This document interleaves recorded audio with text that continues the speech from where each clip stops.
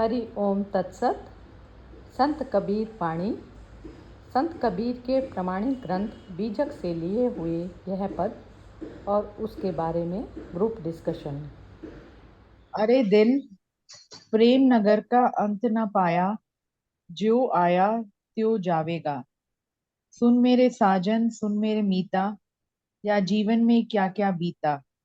सिर पाहन को बोझ लीता, आगे कौन छुड़ावेगा। पल्ली पार मेरा मीता खड़िया, उस मिलने उस मिलने का ध्यान ना धरिया।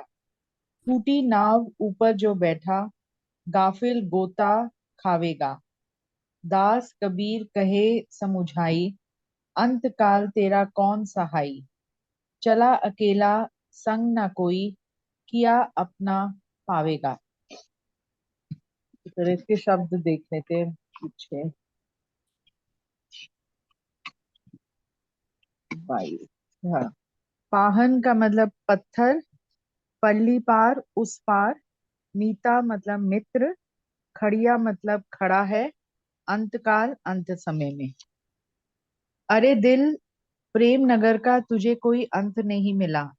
जैसे इस सागर में आया, संसार में आया, वैसे ही चला जाएगा। मेरे साजन, मेरे मित्र सुन, इस जीवन में क्या क्या बीत चुका है। तू अपने सिर पर नाना प्रकार के पत्थरों का बोझ लिए घूम रहा है। तुझे कौन मुक्त करेगा। मित्र तो मेरा उस पार खड़ा है, उससे मिलने का तो कोई ध्यान ही नहीं है। ऐसी टूटी नाव पर बैठा है जिसका मजबूत आधार नहीं, तब तो जरूर डूबेगा। कबीर समझाकर कह रहे हैं, अंत समय में तेरा कौन साथी होगा। मुझे अकेले ही जाना होगा। इस जीवन में जो किया है वही फल मिलेगा। हाँ जी, चलिए सिंह साहब आप स्टार्ट कीजिए। हाँ जी, हाँ जी।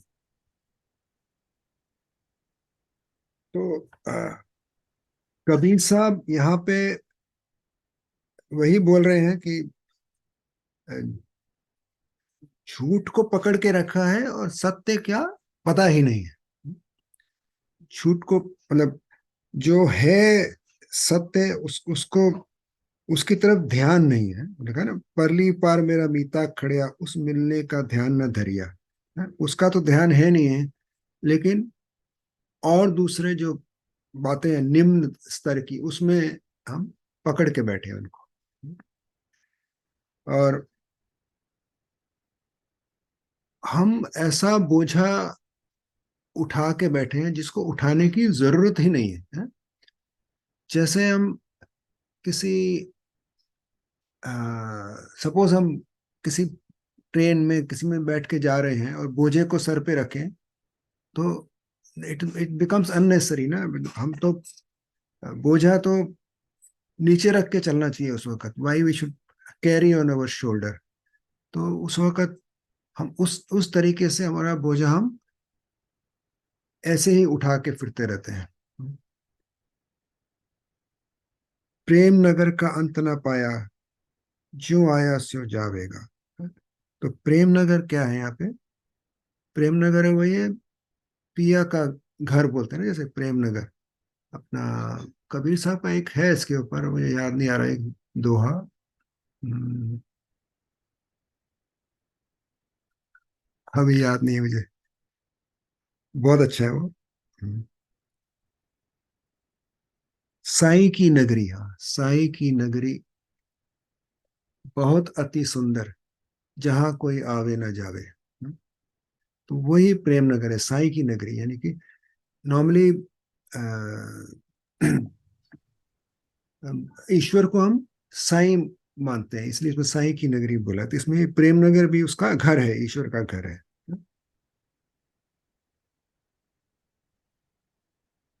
दास कबीर कहे समझाई, अंतकाल तेरा कौन सहाय। और ये अंतकाल कौन सा है? दास कबीर कह रहे हैं कि कहे समझाई, कौन समझाएगा कि अंतकाल तेरा कौन सहाय। तो अंतकाल को थोड़ा क्लेरिफाई करना पड़ेगा कि क्या है अंतकाल। अंतकाल या तो शारीरिक मौत है या कुछ और है।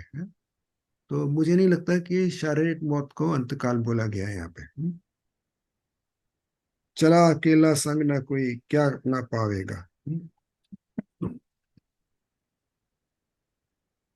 चला अकेला संग न कोई क्या अपना पावेगा। किया किया अपना पावेगा। हाँ, किया अपना पावेगा, हाँ अब सही बनता है, वही मुझे समझ नहीं आ रहा था। हाँ, तो जो किया वही वही मिलने वाला है, यानी कि वही उसी वैसा ही फल मिलने वाला है जैसा किया। वही डिजर्व, जो डिजर्व करेगा वही मिलेगा, उसके अलावा नहीं मिल सकता है। हाँ, तो चला अकेला संग न कोई, तो जाना तो अकेला ही है, कोई संग नहीं होगा। हाँ, तो I think this is all I can say. ठीक है, बहुत बहुत सुंदर बोला आपने। आपको वैसे भी वह सबसे पहले बोलना होता है ना, तो उसमें थोड़ा इंसान प्रिपेयर भी नहीं होता कई बार। नहीं, ठीक है। कपिल जी बोलेंगे।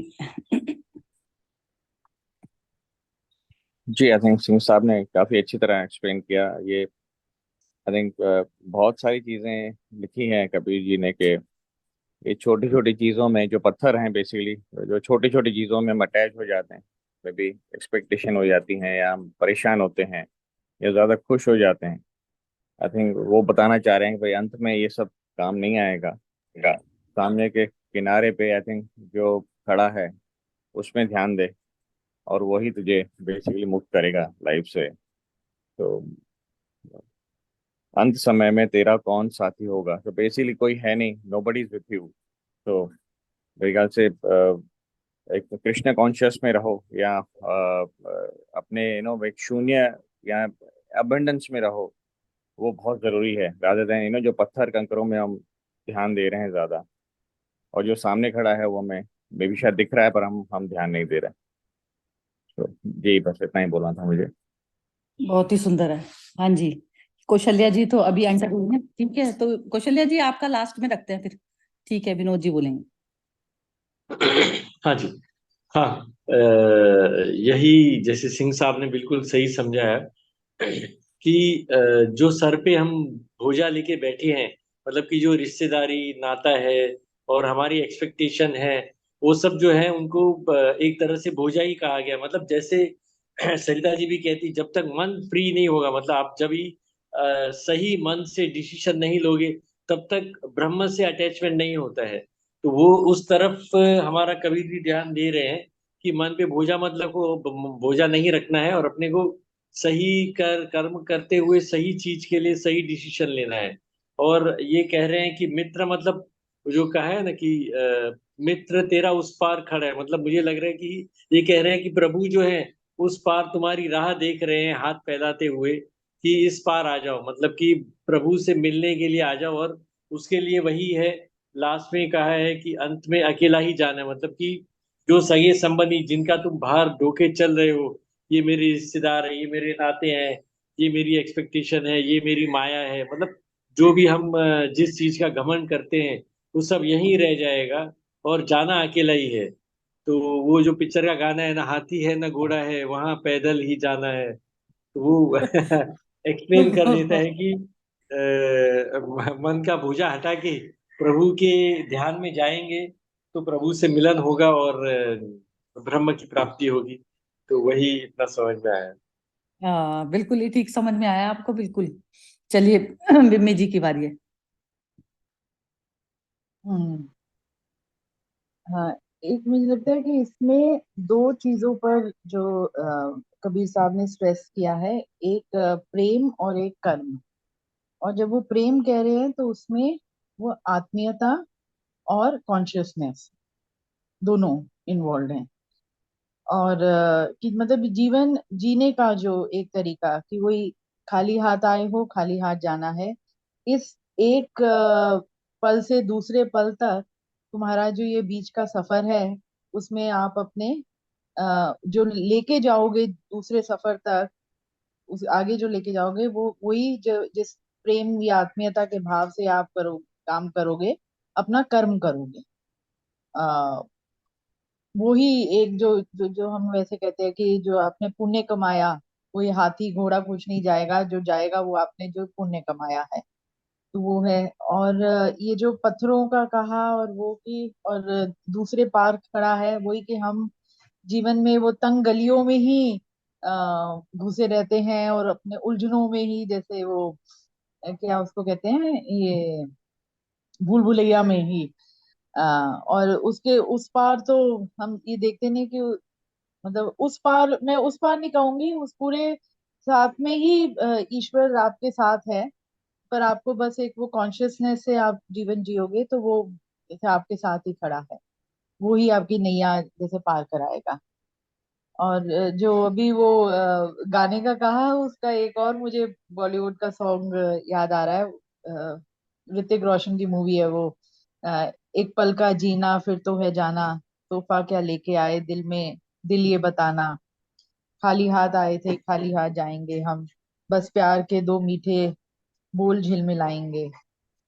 तो यही है, मतलब कभी कभी मुझे लगता है कि ये बॉलीवुड वाले इतने जो लिरिक्स लिखते हैं स्पेशली, ये खुद इतने इवॉल्व हैं मन से। और कितना मतलब इन शब्दों के माध्यम से कितना सुंदर वो दर्शन करा देते हैं। तो मतलब अभी भी हमारे, मतलब उनका, उनकी वो क्रिएटिविटी दूसरे वे से एक्सप्रेस करते हैं। जैसे वही कबीर साहब ने उस समय एक संत होके वो कवि भी थे, वो भी आजकल के समय में भी हैं जिनकी ऐसी सोच है, और वो कितने सुंदर वे से शब्दों में उसका कर देते हैं। और स्पेशली राज कपूर की मूवीज में तो मुझे लगता है बहुत गाने ऐसे थे जिसके अंदर वही जीवन जीने का सही सार दिया हुआ था। बस इतना ही। बहुत ही नहीं नहीं ठीक है बिल्कुल। ये इसमें विम्मी जी बस ये दो थोड़ा सा डिफरेंस ये होता है, ये जो जगे हुए जो मनुष्य होते हैं ना, जैसे ये कबीर जो है जागे हुए मनुष्य में आएंगे, या जिनको होश है। तो जो होश वाला मनुष्य होता है वो उसमें भी मन का खेल तो उसके अंदर भी चलता है सब कुछ। तो बस इसमें क्या होता है कि जैसे दो तरफा तलवार चलती है, एक तरफ पर तो आपने जब देखने वाले बन गए तो मन पर आपके भी चल रही है, अटैचमेंट सब कुछ चलता है, क्योंकि हम छूटे नहीं जब हमने शरीर लिया। तो जो उसमें होता है तो उसमें व्यर्थता जानकर वो चीज बोली गई, लेकिन जो प्रेम है, प्रेम प्रेम शब्द एक और आगे, एक स्टेप और आगे जाता है। प्रेम स्टेप ये आगे जाता है कि आप भूलते तो हो ही, लेकिन उसको भी जगाने की, सामने मनुष्य को भी जगाने की कोशिश होती है आपकी। आपका हर एक्शन दूसरे के लिए मेडिसिन होना चाहिए, मेडिसिन उस तरीके की कि वो जो भी कुछ पकड़ के बैठा है या फिर वो जैसे पकड़ कर और मिसयूज कर रहा है, जैसे सारा प्रकृति का जो क्षेत्र है उसको मिसयूज कर रहा है, या ज्यादा एक्सेस यूज करना भी मिसयूज कहा जाता है। तो वो जो कर रहा है तो उसमें क्या होता है, जो जो जैसे मैं यदि प्रेम तत्व में स्थापित हूं तो मैं उसको भी जगाने की कोशिश पूरी तरह से होगी, जो भी चीज उसने पकड़ी। तो ये फर्क होता हाँ है। तो वो, हाँ तो प्रेम के अंदर यदि आत्मीयता होगी, यदि आप उसको भी अपने जैसा ही समझोगे, तो आप नेचुरली उसको, वो कहीं पर गलत है तो उसको गलत बताने की भी करोगे। जैसे घर में ही होता है, अपने बच्चे के साथ जो वो होता है, वही कि जब वो गलत कर रहा है, क्योंकि आप उसका भला ही चाह रहे हो, तो उसमें आप उसको, आपका प्रेम उसको गुस्से में भी झलकेगा, उसको डांटने में, उसको सही राह में लाने में, कभी उसके साथ कठोर शब्द बोलने में, वो भी प्रेम है। वो आपका प्रेम हाँ, ही है उसकी वजह ना। तो परफेक्ट वही है बिल्कुल। आत्मीयता जहां तक मेरे ख्याल से आ गई, तो वहां पर आ गया वो प्रेम। आत्मीयता, हाँ आत्मीयता जहाँ आ गई, बिल्कुल परफेक्ट है। हाँ, मेरे को लगता है मैंने रिपीट ही कर दिया फिर, यानी कि ठीक है। तो अब ये मोना बोलेंगी। मोना, मोना तुम बोलो। नहीं जी, कुछ समझ मतलब अभी कुछ बोलने के लिए नहीं कुछ अच्छा लग अच्छा रहा। ठीक है। चलो कौशल्या जी आप बोलिए।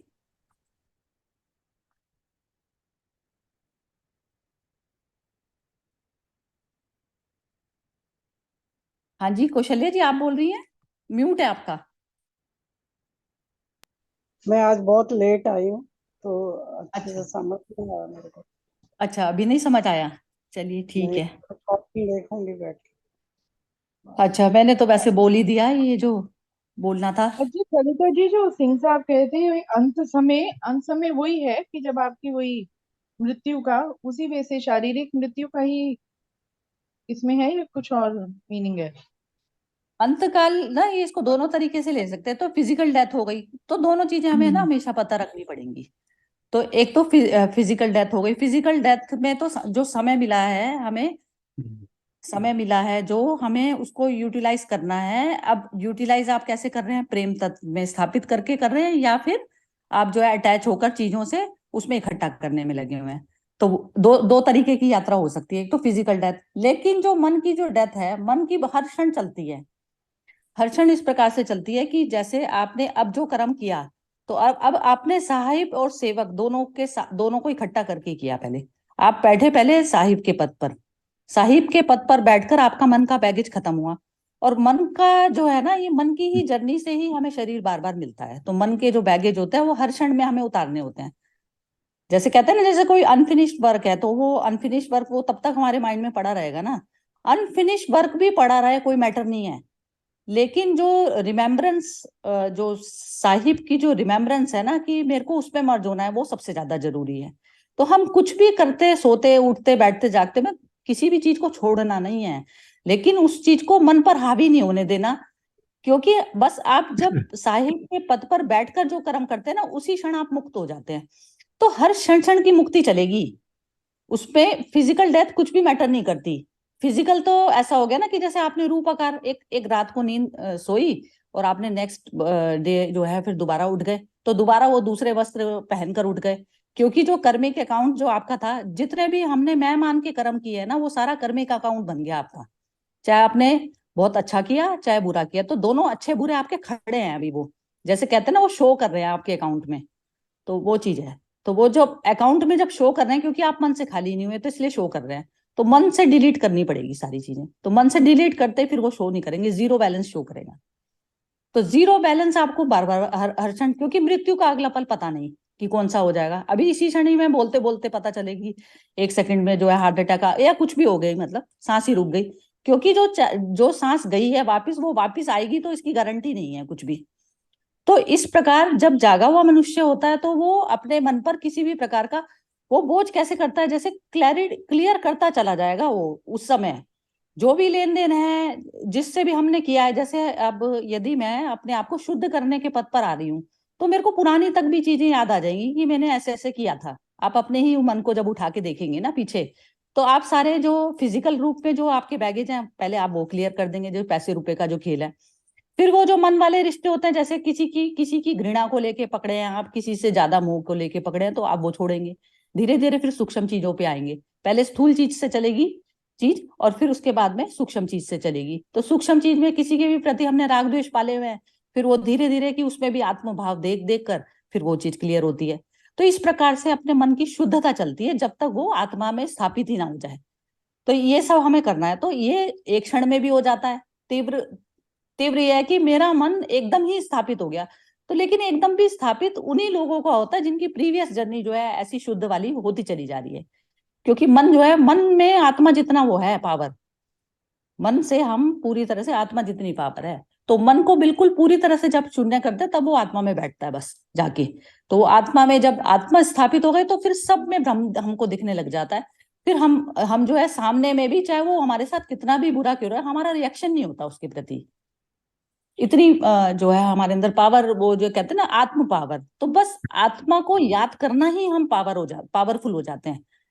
आत्मा को याद करने में ही हो गए, क्योंकि हमारी डिमांड खत्म हो गई। जो हम हमेशा जो है दुनिया से कुछ कुछ अंदर मतलब मेंटली तौर पर जो मांगते रहते थे, तो वो चीजें हमारी खत्म हो जाती हैं। इवन अपने रिश्तों में भी जो, और वो रिश्ते भी सारे हेल्दी हो जाते हैं, क्योंकि आपकी डिमांड खत्म हो जाती है। तो आपके अंदर जो वो बनता है, हार्मोन्स गड़बड़ बनते हैं, कुछ बनता है, तो वो सारी चीजें हमारी सोच से ही बनती हैं।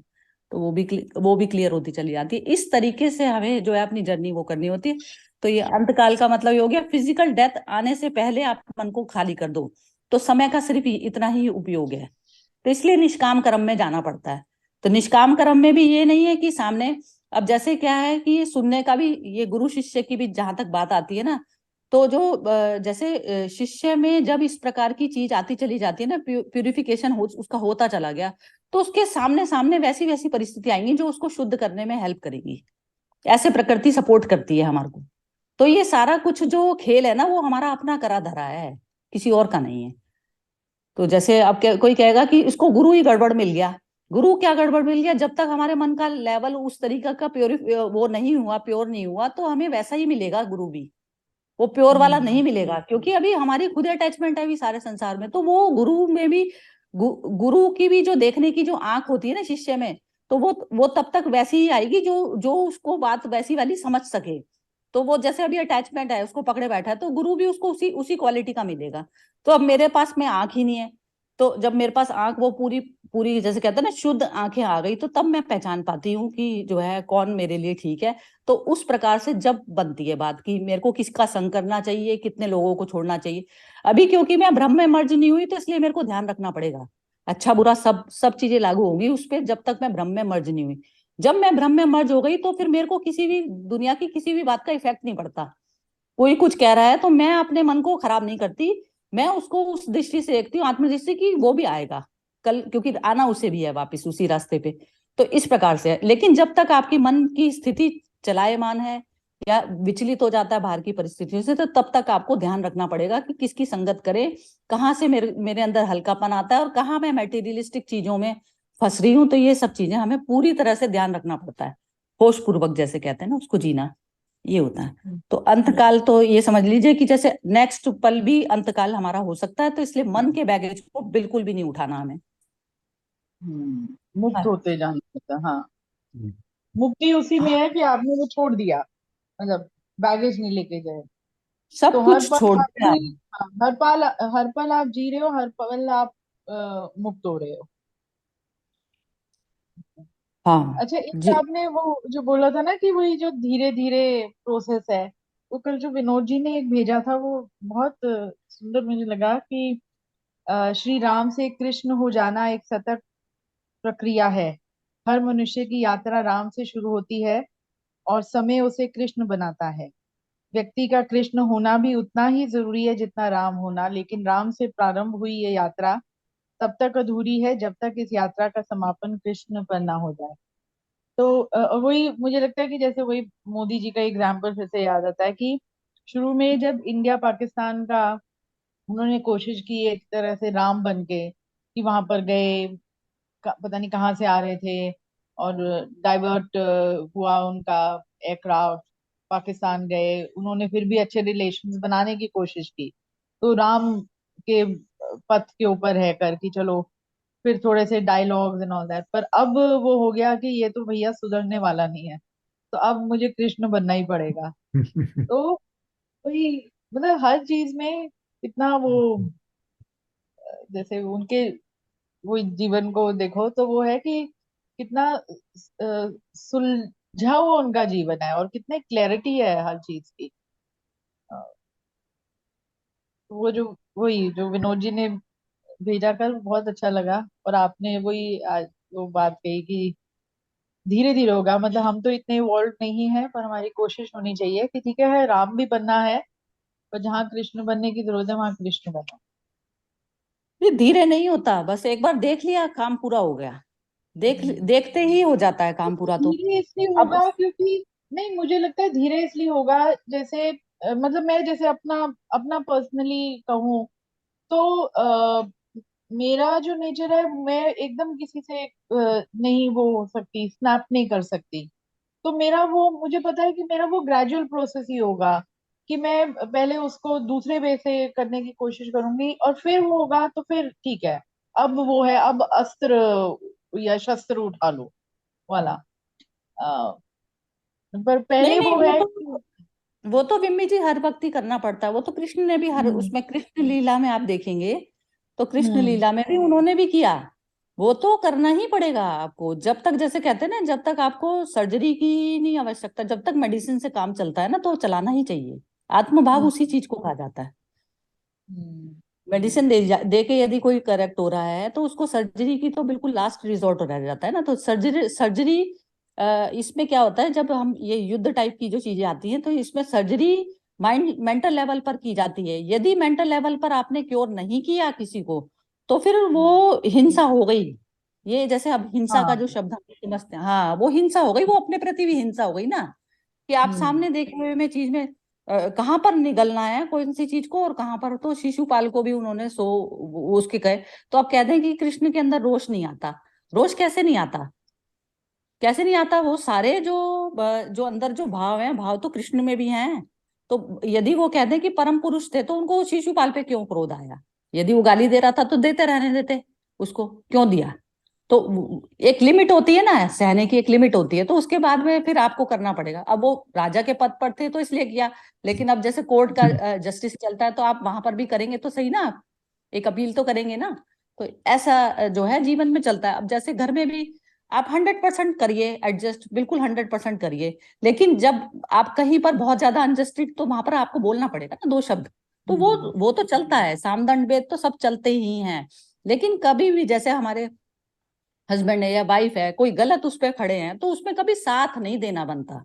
जैसे हम साथ खड़े हो जाते हैं ना घर के, हम कहेंगे घर की शांति के लिए हम साथ खड़े हो जाएं, तो उसमें अपना मत 100% रखना है कि मैं, जैसे आप भी अपना एक इंसिडेंट बता रही थी, तो उसमें वो चीज आपने जो की तो वो बिल्कुल परफेक्ट है, क्योंकि हाँ, उसमें क्या है विचारों की, हाँ, ये, विचारों की हाँ, लड़ाई, मतलब ये वैसे चीज नहीं बता कि रहे हैं फिजिकल कि लेवल पर जैसे नहीं। हाँ। अंत काल में वो कह रहे हैं कि तेरा यदि आपने मुंह बनकर आपका आपने साथ दे दिया, सपोज कीजिए कि कहीं गलत उससे जो है वो पैसे कमा रहे हैं, जैसे हस्बैंड कमा रहे हैं या वाइफ कमा रही है, तो उस चीज में आप साथ नहीं हो खड़े हुए, ना मुझे आपका पैसा चाहिए ना कुछ चाहिए, तो उसमें आप साथ नहीं खड़े। तो इस प्रकार से जो चीज होती है ना, तो उसमें कह रहे हैं अंतकाल में जो है, अंतकाल क्या हो गया? अंतकाल वही हो गया कि नेक्स्ट क्षण पता नहीं फिर वो बैगेज आप ले जाओगे, क्योंकि आपने प्रकृति के क्षेत्र में लालच कर दिया जरा सा भी। जो वस्त्र था वो आपने जो है पकड़ लिया उसको, अब पकड़ना थोड़ी ना था, बस वो कब तक पहन के बैठे रहोगे?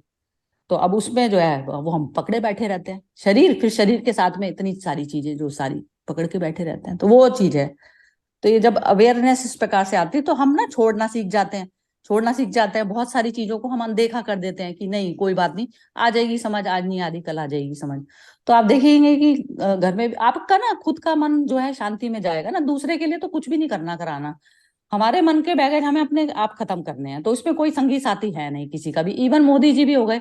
तो अब जैसे वो सपोज कीजिए जैसे पीएम की पोस्ट पे बैठे हैं और ये क्लियर क्लियर करने में, तो इनका तो अमर वो तो नहीं लिखा के आए ना कोई भी। तो अब वो जितने उस पे बैठे हैं तो वो ऑनेस्टली जैसे जिस तरीके से कर रहे हैं, अब ये कहते हैं कि मेरे जाने के बाद में क्या होगा इस कंट्री का, तो वो चिंता नहीं है। वो चिंता सिर्फ ब्रह्म की है, हमारा लेना देना नहीं है उससे। हम तो जितना तुमने टाइम दिया है ब्रह्म ने, तो उतनी देर में हमें अपना बैगेज क्लियर करके जाना है यहाँ से। जो भी हमें पोस्ट मिली है उस पोस्ट को जस्टिफाई करते हुए हमें और निकल जाना है बस। तो वो पोस्ट जैसे अब मैं घर में हाउस वाइफ हूँ, बच्चे के लिए वो हूँ, तो वो पोस्ट हर जगह में मेरे को जो है वो जो रोल है निभा रही हूँ, तो वो वहां पर मेरी एक्सपेक्टेशन तो नहीं कहीं पल रही, बस ये चीज देखनी होती है। तो जितना जितना जिस लोगों का जितना जितना क्षेत्र है मूवमेंट का, तो उस क्षेत्र को तो कम से कम आप क्लीन रखें। फिर बाद में कोई अननोन व्यक्ति से कोई डीलिंग आती है कुछ आती है तो उसको उस तरीके से देखेंगे। क्योंकि क्या होता है कि जब तक आप दूसरे को जानते नहीं तो तब तक आप नहीं कर सकते। ये नहीं है कि चैरिटी जो है चारों तरफ से शुरू, सबसे पहले घर से शुरू होती है अपने, जिस घर में रहते हैं आप वहां पर सबसे पहले जो है वहीं पर ही अभ्यास करना पड़ता है, क्योंकि और बाकी तो रिश्तों से मुक्त होना नहीं ना। जो घर के जो रिश्ते हैं उन्हीं वो ही कई बार सिरदर्द बनते हैं, तो उन्हीं से ही हटना होता है हमें। उनसे ही हमारे कर्मिक अकाउंट है बेसिकली, जो हमारे थ्रू आए हैं और जो जिनसे हम डील करते हैं, तो वो हमारे थ्रू उनका कहीं ना कहीं कर्मिक अकाउंट था हमारा। तो यही चीज देखनी पड़ती है। और जो बाकी ये हो जाता है जैसे अपने घर के उसमें जो है बैगेज जिसने उठा लिया कर लिया, तो वो दूसरों के भी भार उठाने चल देता है, दूसरों के भार मतलब दूसरों को भी सॉल्व करने शुरू कर देता है। तो अपने अपने अंदर की पावर को देखो कि कितनी है। कई बार होता है ना जैसे घर की आपके मैटर जो है इतने हावी हो गए तो आप बाहर में नहीं कर सकते किसी की हेल्प, तो हेल्प भी तभी शुरू होगी। आ गया होगा समझ में, वैसे तो सभी समझ हाँ जी। समझ नहीं नहीं, सबकी याद। एकदम क्लियर हो गया। अच्छा, विम्मी जी का जो देर से जो उनका बोले देरी जो होती है, वो मेरे हिसाब से मुझे लगता है कि वो रियलाइज करने भर की देरी है। एक बार अवेयरनेस में आ गए, रियलाइज हो गया, उसके बाद देर नहीं है फिर। जैसे आपने बोला ना, उसके बाद सब हो जा अपने आप हो जाता है, फिर करने की भी जरूरत नहीं है। मतलब सिर्फ रियलाइज ही करना है हमको, तो उसमें देरी हो सकती है रियलाइज करने में। तो वो ही एक देरी, मेरे ख्याल में जी वही बात कर रही है। हाँ हाँ हाँ, यही तो नहीं, वो तो रियलाइज तो इन्हें भी वो चीज है, हम्म। देख तो लेती हैं। ये बोल रही थी कि जो प्रकृति की जो वीकनेस है ना मेरी, जो जैसे अब मिट्टी जिस जिस उससे मिले हुए हैं हम, मन भी एक मिट्टी है। तो वो जो मिले हैं तो वो कह रही है कि उस पे वीक मतलब वीकनेस के कारण, या समझ लीजिए एकदम ब्लंट वाला स्वभाव नहीं है, तो वो चीज है। तो वो होता है, ये चीज होती है, अभी इतने क्लियर नहीं हुए तो आती है। लेकिन वो देखना तो 100% जरूरी है, उसके बिना तो सही एक्शन में जाएंगे ही नहीं। या अवेयरनेस, बिल्कुल अच्छा, ये परफेक्ट। बोझे के ऊपर मुझे जरा ओशो का एक एग्जाम्पल याद आ रहा है। वो उन्होंने बताया था एक बार कि उन्होंने बोला कि दो छिपकलियां एक छज्जे पे रहती थी। तो जैसे छज्जे पे रहती थी तो दूसरी एक छिपकली दूसरी छिपकली को बोलती है, चलो जरा घूम के आते हैं कहीं, हैं बहुत दिन हो गए हम इधर ही बैठे हैं, लेट अस गो एंड जरा सैर करके आते हैं। तो छिपकली बोलती, नहीं नहीं, मैं कैसे जा सकती हूँ, अगर हम चले गए तो, या आप मैं चलेगी तो ये छज्जे को कौन संभालेगा। तो इस तरह का बोझ, हम कर्ता भाव का बोझ है ना जो वो लेके बैठे रहते हैं। तो वो थोड़ा सा। हाँ यही तो, हाँ यही मैं मोदी के बारे में यही तो बोल रही थी। हम्म। यही होता है ना, जैसे हम बोझ को जो है लेके, अब सामने जो है क्लैरिटी जो सीन आया है उसको क्लियर करना है बस। हम्म बाकी हम तो उसी टाइम ही सीन क्लियर करते ही मर्ज हो गए ना उसमें। हम्म तो बस बार बार बार हर्षण यही अभ्यास करना पड़ेगा और कुछ भी नहीं है। चल। इनफैक्ट इसके ऊपर जो यही ना, मोदी जी का, इनसे किसी ने कुछ ऐसा पूछा भी था तो इन्होंने कहा था कि अ, ऐसे ही बोला था कि जी हमारा क्या, हम तो कहते हैं खाली हाथ आए थे, और मतलब वो ये है कि झोला टांगे आए थे और झोला लेके ही चले जाएंगे, मतलब ऐसे ही कुछ था। तो उसके ऊपर इतना वो ना लोगों ने फिर वो जैसे ही ट्रोल किया था, और ऑपोजिशन ने स्पेशली, कि अपने आप को वही फकीर दिखाने की, क्योंकि उन्होंने कहा हम तो फकीर हैं, हम तो फकीर हैं साहब, हम हमारे पास क्या झोला है एक ना, ऐसे कुछ उन्होंने कहा था।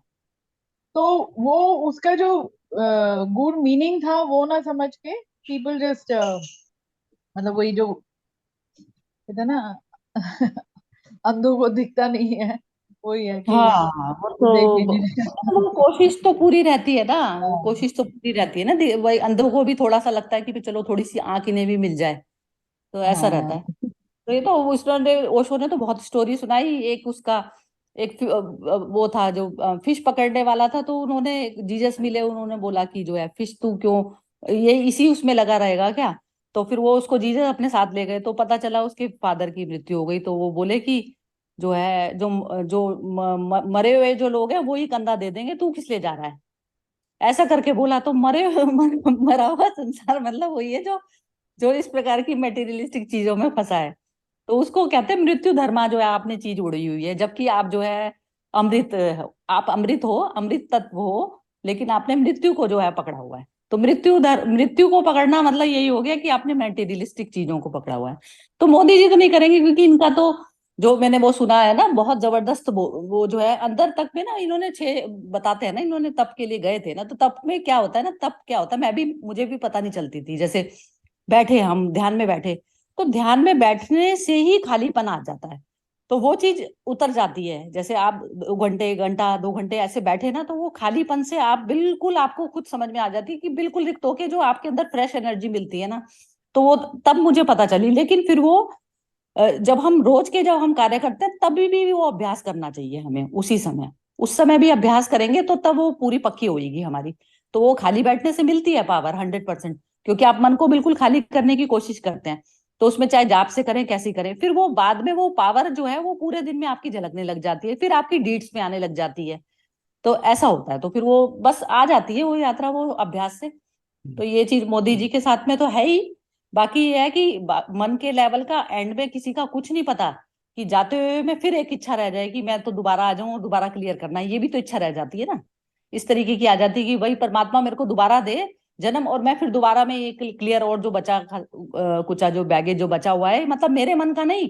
लेकिन ये जो बुद्ध पुरुष जो जन्म लेते हैं ना, वो ऐसे लेते हैं, वो इस प्रकार से लेते हैं जन्म, कि वो समझते हैं कि समाज में ऐसी चीजें फैली हुई है, तो क्योंकि उनकी लास्ट रह जाती है कि जैसे बुद्ध कहते हैं ना, बुद्ध कहते हैं निर्वाण, उसके उस पे गेट पे वो खड़े हैं अभी तक भी खड़े हैं। वो कह रहे हैं जब तक जो ह्यूमन जो सारे हैं वो जब तक पूरे एंड तक भी नहीं आ जाएंगे तब तक मैं इसी गेट पे खड़ा हूँ, क्योंकि वो कहते हैं गेट के अंदर चले गए तो फिर वो बस वो कहते हैं ब्रह्म में मर्ज हो गए, तो फिर उसमें कोई बोलने वाला नहीं बचा। तो ऐसा बुद्ध की एक स्टोरी ये ओशो ने ही सुनाई थी। तो ओशो से ही एक्चुअली सुलझे। मैंने तो ये देखा कि ये जो आजकल ये जो मुरारी बापू और ये सब जो बोलते थे ना, तो सब ही ओशो पे ही आके टिके हैं।